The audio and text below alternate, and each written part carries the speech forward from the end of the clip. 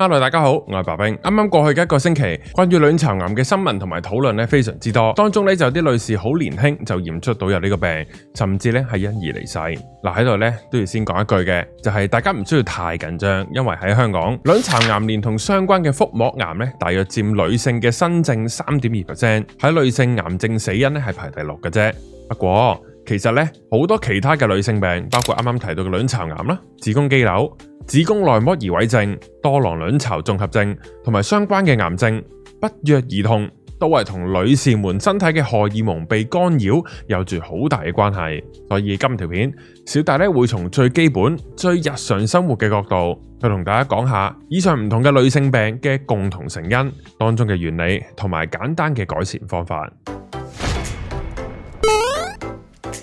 好啦，一開始重申多次，小弟咧唔係要嚟散播恐懼，而係想幫大家分別出咧到底日常生活入邊邊啲位最容易接觸到同荷爾蒙啦、生育能力同埋女性癌症有關嘅化學物，然後咧大家就會發現，我哋每日接觸到好多，就唔係話一掂就中毒，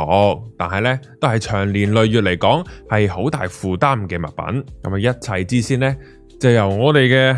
底褲開始。嗱，喺呢個地球上咧，基本上係得人咧係會着衫嘅啫。就好似得人會着鞋一樣啦吓，本身咧就唔係咩大問題，問題係內衣褲。嗱，男人咧多數都仲會着住條孖煙通，因為咧其實勒住咧就唔係咁舒服嘅。但係女士咧就真係通常都會着啲比較貼身嘅。咁啊，當中第一個問題就係長期咁焗住佢咧，係會改變嗰度嘅溫度啦，同埋濕度，咁樣係會好影響入邊嘅菌群嘅。喺度咧唔係叫大家唔着底褲，冷靜啲先。之後咧會一次過講解決方法嘅。另外好多研究咧都指出，紡織品尤其係染色、防水、防污塗層、抗皺處理等等嘅呢啲工序嘅時候咧，都會用到一系列被歸類為內分泌干擾物嘅化學品嘅。咁啊，呢啲咧就係包括某啲嘅紡織染料啦、塑化劑同埋 PFAS， 即係大家最驚易結鑊甩出嚟嘅嗰隻嘢啊。咁而以上呢啲嘅永久化學物咧，喺實驗當中係被證實為可以干擾雌激素同埋其他荷爾蒙信號，從而影響卵巢功能同埋卵泡嘅發育。有研究指出，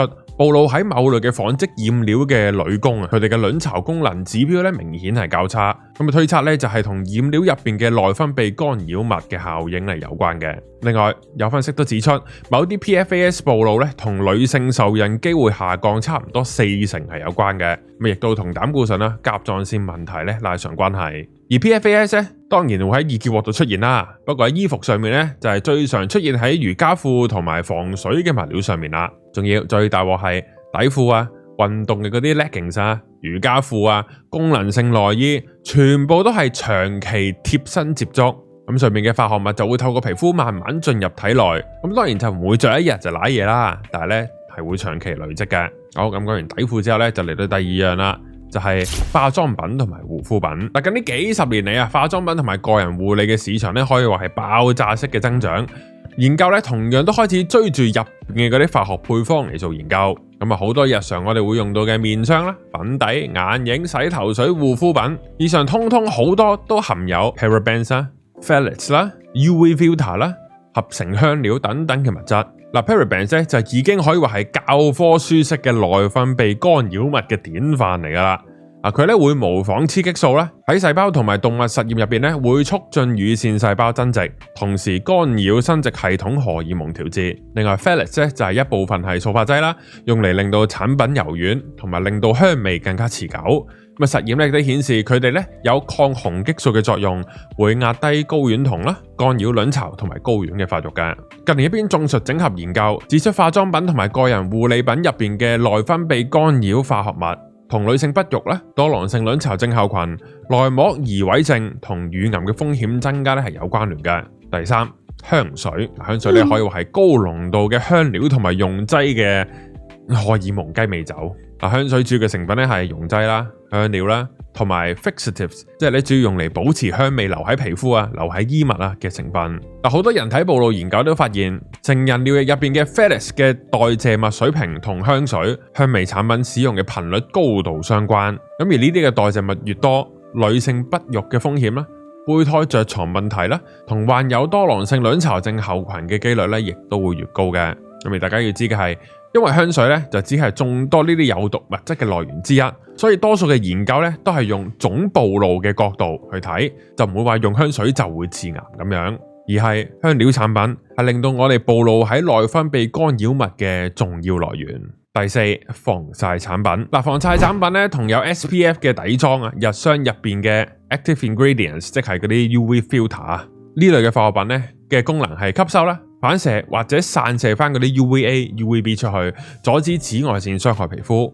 咁常見嘅化學防曬劑咧就包括 oxybenzone、octinoxate、4-MBC、homosalate 等等。咁而多批嘅動物同埋細胞研究咧已經顯示呢啲嘅成分係有明顯內分泌干擾效應，包括模仿雌激素啦、抗雄激素啦，同埋干擾甲狀腺同埋生殖發育。歐盟嘅化學品署咧最近亦都完成咗連續10年嘅評估，正式確認 oxybenzone 係屬於內分泌干擾物，對人體同埋環境嘅荷爾蒙系統存在風險，咁正在推動更加嚴格嘅標示同埋限制嘅。另外喺人類研究方面，有調查顯示96% 嘅美國尿液樣本驗出 oxybenzone， 瑞士嘅母乳樣本咧都有85% 驗出多種嘅 UV filters， 咁證明咗防曬產品係好容易進入到我哋嘅體內，而且係暴露嘅源頭。講完以上女性比較多接觸嘅有毒化學物之後，應該都會一頭霧水，唔知啲 terms 係咩嚟㗎啦。我哋就簡單咁理解一下呢啲嘅化學物質入到身體之後會發生啲咩事。第一，亦都係最重要嘅荷爾蒙干擾。內分泌干擾物最直接嘅效果就係扮荷爾蒙或者阻住啲荷爾蒙。Parabens 就係可以同雌激素受體結合，令到乳腺細胞以為自己收到雌激素嘅信號，於是增殖加快。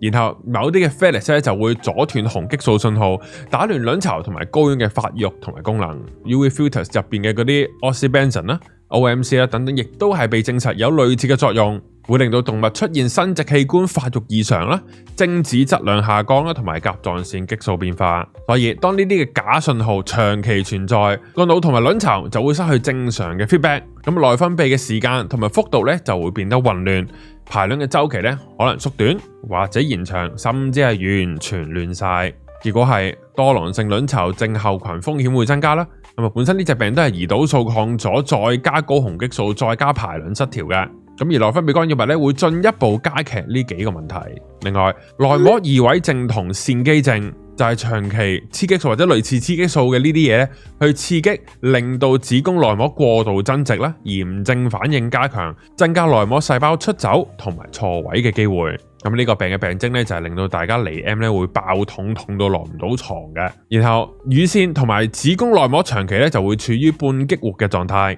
喺呢個狀態底下腫瘤細胞一旦出現，個環境就會好有利佢哋繼續存活落去同埋擴散。好，講完荷爾蒙干擾，就嚟到第二點，卵子減少同埋卵巢提早衰退。多篇系統性嘅學術文章都指出，包括 BPA 啦、phthalates 啦、某啲嘅農藥同埋阻燃劑係內分泌干擾化學物，係可以直接傷害卵巢啦、卵子啦，同埋令到卵子提早凋亡、卵巢儲備下降，導致提早更年期同埋生育能力下降嘅。咁卵子本身大家都知㗎啦，係有限嘅資源，你出世有幾多粒就幾多粒㗎啦。咁所以如果環境入邊嘅化學物令到卵子提早死亡啦、排卵失控，女性就好可能喺30幾歲就出現生育能力異常偏低嘅問題，或者甚至係提早步入更年期。而提早更年期同壽命縮短啦、心血管疾病、骨質疏鬆同認知退化風險增加係有好大關係㗎。以上都有晒清晰嘅數據支持，內分泌干擾化學物係對整體壽命同埋健康長期有害。第三，慢性炎症同埋氧化壓力。好多呢啲內分泌干擾化學物就唔單止係假嘅荷爾蒙，仲會增加氧化壓力同埋慢性嘅低度炎症。包括提升我哋嘅活性氧啦，改變免疫細胞功能同埋促進發炎細胞激素釋放。多囊性卵巢症候群嘅女性本身就係胰島素抗阻再加低度炎症，然後令到卵巢處於硬化、發炎同埋荷爾蒙亂晒嘅狀態。而內分泌干擾化學物嘅暴露就會進一步推高呢個炎症嘅底線。另外，內膜異位症亦都越嚟越多研究被視為一種免疫同炎症相關嘅疾病，有自體免疫特徵。所以如果環境入邊有更加多嘅促炎化學物，就會更加容易令到錯位內膜細胞存活同埋擴散。而慢性炎症當然亦都係癌症嘅主要成因啦。所以乳癌、卵巢癌同埋子宮頸癌嘅前病變都係喺長期嘅炎症啦，同埋 DNA 損傷累積底下嘅發展。所以內分泌干擾化學物咧，雖然就唔會單獨令到大家製造癌細胞，但係咧就會令到環境更加適合癌細胞存活同埋變成惡性。第四，女性病之間咧都有關聯嘅。喺綜合咗多篇嘅2022到2025年嘅系統性分析文章之後，大致上咧我哋可以咁樣講，內分泌干擾化學物嘅暴露同多囊性卵巢症候群嘅發病率啦、胰島素抗阻、排卵異常有住明顯嘅關聯。咁亦都有大量嘅數據顯示 Folate BPA 嘅暴露越高咧，女性自然受孕嘅幾率亦都會越低。另外，乳腺對雌激素咧十分敏感，所以 Parabens、UV filters、阻燃劑等等嘅內分泌干擾化學物咧，係可以促進乳腺細胞嘅增生同埋影響乳腺嘅微環境嘅。咁而卵巢癌方面，內位胰膜症患者嘅卵巢癌風險咧係略高於其他人，而內分泌干擾化學物會促炎同埋令到卵巢 DNA 受損。咁咧係可以透過加劇內膜移位性同卵巢環境惡化，間接拉高卵巢癌嘅風險。咁至於子宮頸癌咧，就係主因係因為高危嘅 HPV 持續感染。不過 HPV 針咧係幫唔到大家嘅，大家可以睇翻呢條片。而免疫力差、慢性炎症同埋黏膜嘅微環境改變咧，亦都會令到病毒更加容易持續。即係我初同大家講嘅，成日着條底褲會焗住，然後影響濕度同埋溫度。另外，內分泌干擾化學物咧對免疫同埋炎症嘅影響咧，亦都好似背景音樂咁樣咧，長期喺背景嘅，咁咧就令到 HPV 更加難以清除，從而增加癌前病變嘅持續時間。所以用一句說話嚟總結嘅話，就係呢啲荷爾蒙干擾性嘅即係化學物咧，就唔會單獨造成某一個病。但係咧就會好似長期嘅背景噪音咁樣，慢慢扭曲我哋嘅荷爾蒙啦、卵巢啦、免疫力同埋 DNA， 令到多囊性卵巢症候群啦、不育啊、乳癌、卵巢癌同埋子宮頸癌嘅風險同埋嚴重程度，全部一齊向上推。之後跟住落嚟咧就係今日條片嘅重點啦。究竟有咩實際行動可以令到香港人喺現實生活入邊減少呢啲化學物嘅暴露呢？嗱，講到呢啲位咧，好容易跌入兩個極端嘅，一係咧就全部有啲有毒噶啦，咁唔理啦；一係咧就係變成嚴重嘅焦慮，乜都唔敢做，乜都唔敢用。所以咧，希望大家可以用一個比較健康嘅態度，就係接受身邊咧係有好多陷阱，呢個咧係現實嚟嘅。但係咧，我哋同時都可以透過一啲可持續咧、唔太痛苦嘅選擇，去將長期嘅風險盡量壓低。咁啊，首先咧就係底褲同埋衣物咧，我哋要選擇佢哋嘅材質，咁啊盡量揀啲純棉啦，或者係有機棉做內衣啦，避免用嗰啲太多神秘功能嘅布料，即係嗰啲超防水、抗滾、防汗、防污、防臭嗰啲啊。因為通常呢啲咧係需要額外嘅塗層啦，例如 PFAS。另外就可以揀啲淺色嘅布料，咁啊佢哋用嘅染料用量咧一般都會較少，咁啊比較安全啲啦。另外咧，新買嘅衫咧起碼洗翻佢1-2次先，最好就再曬埋太陽，之後再貼身着。因為咧好多嘅紡織用嘅嗰啲化學劑咧都係水溶性啦，或者係可以喺頭嗰幾次洗衫之後咧就沖走晒。咁所以咧簡單嘅預先洗衫咧已經可以減少咗好多俾我哋皮膚直接接觸噶啦。另外嗰啲運動衫啊、緊身衫褲啊嗰啲咧，就留翻做運動先着，做完就換翻棉質衫。咁有需要嘅話咧，就優先選購嗰啲不含 PFAS 或者係以物理方式而唔係化學塗層嚟防水嘅品牌。第二，化妝品、護膚品、洗頭水呢啲就係最緊要識得睇佢哋嘅 ingredients。我哋應該盡量選擇標示係 fragrance free 啦，唔係冇香料啦。然後咧睇佢哋成分表咧，就係盡量避免 parabens。例如以下呢3種 parabens， 然後第三就係減少使用香水或者帶有強烈香味嘅 body lotion， 因為香料通常都係用 phthalates 嚟作為佢哋嘅 fixatives 嘅。仲有可以嘅話咧，就出席活動啊、特殊場合先至噴香水啦，唔好日日噴。第四，好緊要嘅就係防曬咧，就盡量都唔好用啦，因為防曬入邊有嘅氧化鋅啦、二氧化鈦啦，吸入嘅話咧係致癌物嚟嘅。所以嗰啲噴霧式嘅防曬咧，係比差更差嘅產品嚟嘅。然後咧就避免使用含有 oxybenzone 啦、OMC 啦、4-MBC 呢啲有內分泌干擾物嘅產品。所以基本上即係咧就冇乜得防曬可以用噶啦。咁如果大家驚皮膚癌咧，首先大家都黃種人嚟嘅話咧，係極低機會有皮膚癌嘅。當然黑人啊再低啲機率啦，同埋唔識整乜油就已經有大幅降低患有皮膚癌嘅機會噶啦。然後如果你真係好驚同埋真係唔想曬黑嘅話，咪着翻長袖衫、長褲同埋擔遮咯。同埋咧，吸收得足夠嘅 Omega 3咧就會白噶啦。第五就應該大家都知噶啦，就係食啲無激素嘅肉啦，同埋唔好食或者飲大豆製品啦。詳情大家睇翻大豆呢條片嘅，千祈唔好問我食齋點算，答你唔到。影片到最後，咁有咩營養補充係對減少女性病最大幫助嘅呢？個答案就係，同時都係再次叫大家唔好用防曬，因為女士們最需要嘅係維他命 D。多項研究顯示，維他命 D 不足同女性生育率下降啦、多囊性卵巢症候群、內膜移位症同埋免疫失衡咧係有關嘅。所以基本上由子宮肌瘤去到相關嘅癌症都好，維他命 D 都係女士們身體最需要，而同時都係大部分係最缺乏嘅維他命嚟嘅。咁點解大家會缺呢？咪就係因為好多時女士都想白啦，一係就唔曬太陽，一係就落街食個飯咧都要防曬放題。咁而補足到維他命 D 嘅話咧，就可以改善卵巢功能啦、免疫力調節啦，甚至係骨骼、牙齒嘅健康、胰島素敏感度等等，係對我哋整體嘅荷爾蒙穩定係非常之有利嘅。仲有去曬太陽代表你會喐。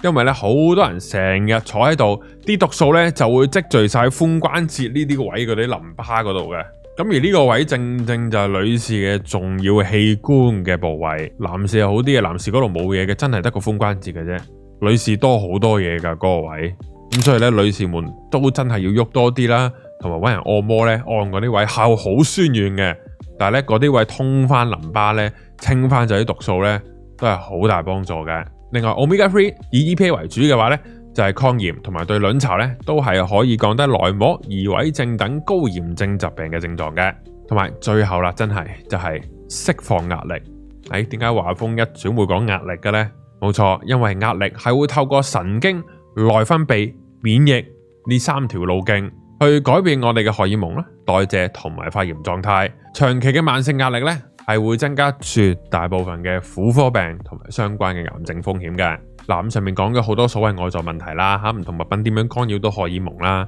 但係同時間同樣重要嘅係香港嘅女性咧都真係好大壓力。基本上咧由原生家庭啦，跟住去到學校啦，出嚟社會啦，早拍拖又話你早熟，多拖拍又話你隨便，唔拍拖又話你嫁唔出咁。身材唔好就俾人笑，身材好就更加俾人笑。在香港呢個社會對女性嚟講咧，就雖然好過伊朗嘅，甚至都應該好過日本同埋韓國添嘅，但係同樣都會因為以上嘅經歷而造成好大嘅道德兼情緒勒索啦，又十居其九都有容貌焦慮，呢啲咧都係為自己帶嚟壓力，然後對我哋身體造成好大嘅負面影響嘅。即係容貌焦慮呢單嘢都真係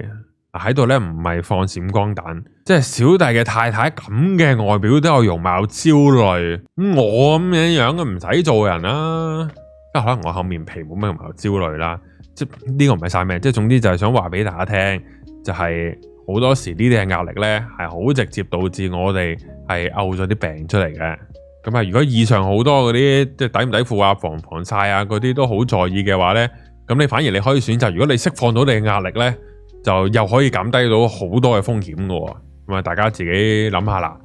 咁今條片嚟到呢度，今條片嘅會員後續咧5蚊美金就睇到，會再詳細啲講每一種女性病嘅改善方法，同埋有啲咧比較偏激少少嘅方法咧，或者一啲偏激啲嘅需要注意嘅話咧，我就唔喺一個公開嘅場合講啦。咁對小弟嘅人身安全有比較大嘅保障嘅。今條片就嚟呢度。中意我哋影片不妨 like、share 同埋 comment 嘅咧 ，subscribe 我哋 channel， 撳埋隔籬嘅鈴鈴。我哋逢星期四出片，星期2可能有片，星期5夜晚9點鐘會喺 YouTube 甚至乎講下時事同埋政治。希望到時我哋大家，我哋開始咗我哋 Patreon 會員，希望大家多多支持我哋。下條片再見，拜拜。